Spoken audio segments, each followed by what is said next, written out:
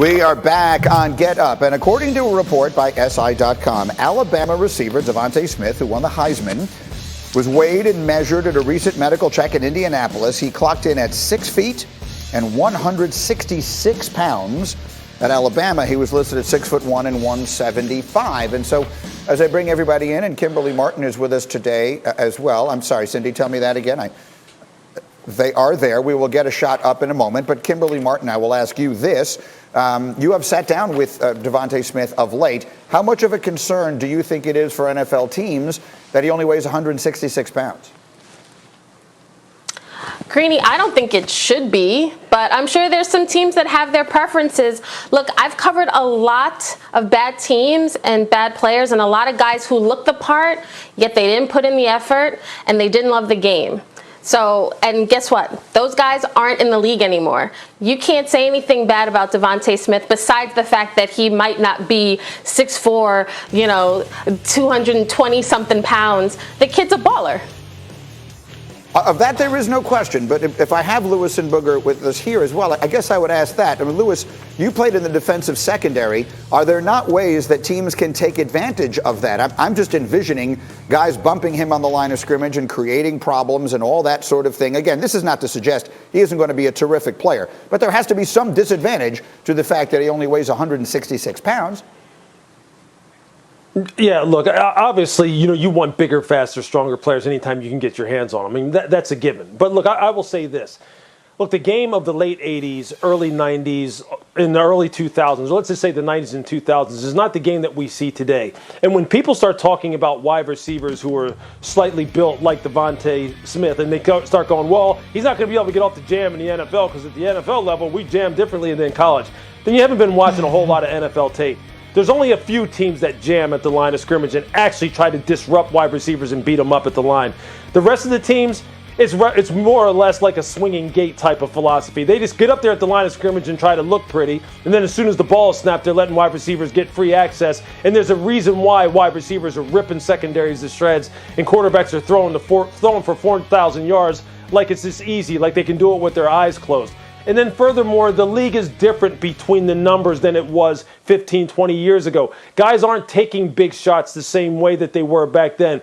Look, back in our day, there were, quite honestly, there were some headhunters. There were some people who right now would have been licking their chops at Devonta Smith if he were playing in the league now. It's not like that anymore. And I know a lot of teams, teach guys to go low because they're trying to legislate headshots out of the game. Look, whether you're 220 pounds, you're 166 pounds, you take some of these shots on your knees, you're going to be done regardless. So as far as I'm concerned, there's no concern as far as his weight is concerned and as far as his build. He's a fantastic player. He's going to have a fantastic career. Here's the thing, though, Boog. I mean, I'm looking at a guy who just had one of the greatest and most productive seasons in college football history, 23 touchdowns, won the Heisman, broke every SEC receiving record that there is, most of them held by Jamar Chase from the year before. And yet he's not going to go ahead of Chase. He may not go ahead of his teammate Jalen Waddle. And this arguably is the reason why, yes?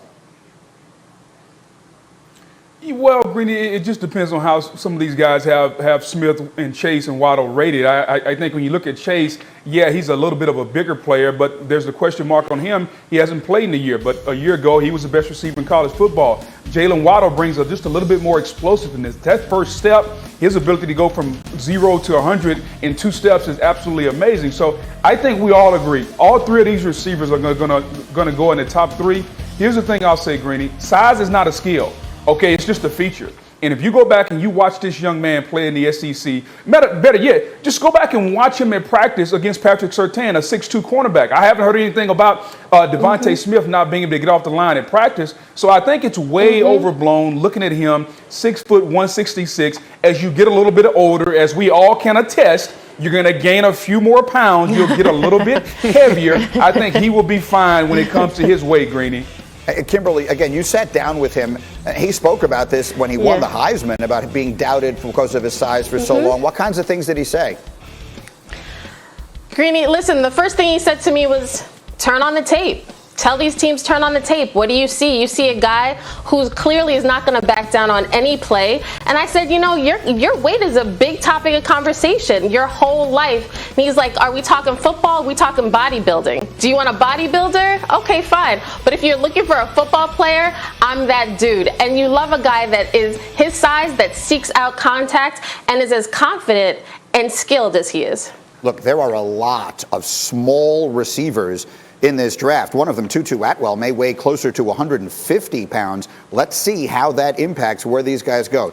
Stay tight. We have much more on the draft as we continue, but let me run the floor through the action in the NBA last night. Steph Curry had been the hottest player in the sport. I say had because last night he went cold. His 11-game streak of scoring at least 30 comes to an end. He was 7 of 25 from the floor, made just 2 threes last night, and Golden State lost to the Wizards by 4. Steph finished with 18 points. The hottest team in the league is the Knicks. Break up the Knicks. They won their 8th straight, beating Atlanta in overtime by 10. Julius Randle scored 40.